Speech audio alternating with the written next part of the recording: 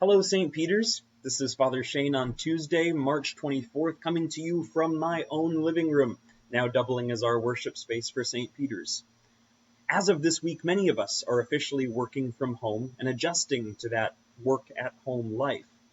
At the same time, many of us are home, but without work, and even facing some anxiety about what to do in the meantime.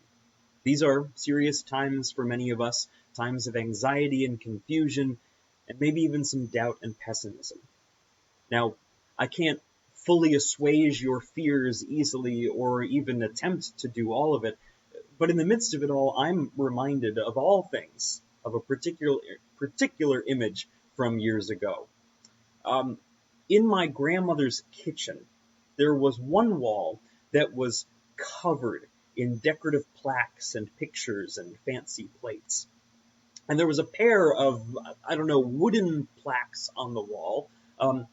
One of them had an image of a person sitting or lying down, looking quite exhausted. And above, it said, "My get up and go, got up and went." I always found that a clever turn of phrase, but the wooden plaque next to it provided a helpful antidote.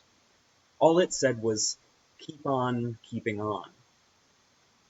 I and you have probably heard and seen that phrase in plenty of other places, but the image of those two plaques next to each other has come back to me this week. Even in the midst of being anxious and even overwhelmed, possibly seeing our energy fading away, as Christians, we know that we are called, in a certain way, to keep on keeping on. As Paul would put it, to press on. It reminds me actually of Paul's words, which we read at the very beginning of Lent, on Ash Wednesday. In 2 Corinthians, Paul is writing to confront negative opinions about himself and his ministry. Some people thought that Paul's trials and his sufferings were signs that he wasn't a successful apostle and that his ministry was ineffective. But Paul turns it around and reminds them that just like Jesus, his suffering and his hardship were actually signs of his salvation, and that his ministry is all the more effective. His faith is all the more alive because of them. For the love of Christ urges us on, he writes, because we are convinced that one has died for all, and therefore all have died. As servants of God, he goes on, we commend ourselves in every way, by great endurance, in afflictions, in hardships, calamities, beatings, imprisonment, riots, labors, sleepless nights, and hunger, by purity, knowledge, patience, kindness, the Holy Spirit, genuine love, by truthful speech, and the power of God.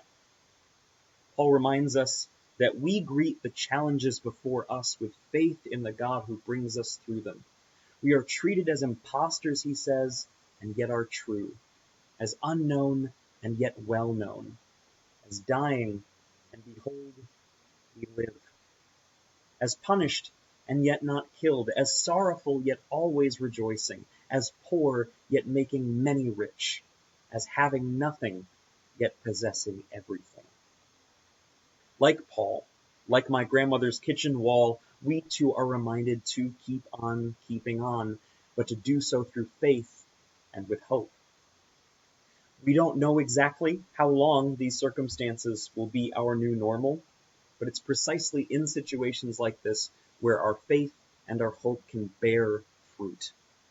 They can bear fruit at any time, of course, but in the midst of this, wouldn't we do well to concentrate, to contemplate on the ways our faith might enliven us and bring us fuller hope and a fuller assurance of God's love and presence in our lives, simply by asking him to be present, by asking him to touch our lives in new and powerful ways.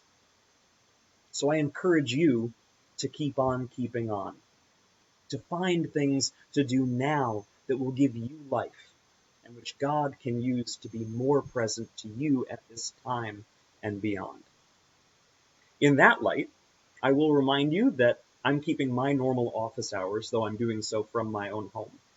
If you'd ever like to chat, I'm just a phone call away, or better yet, a Zoom video chat away.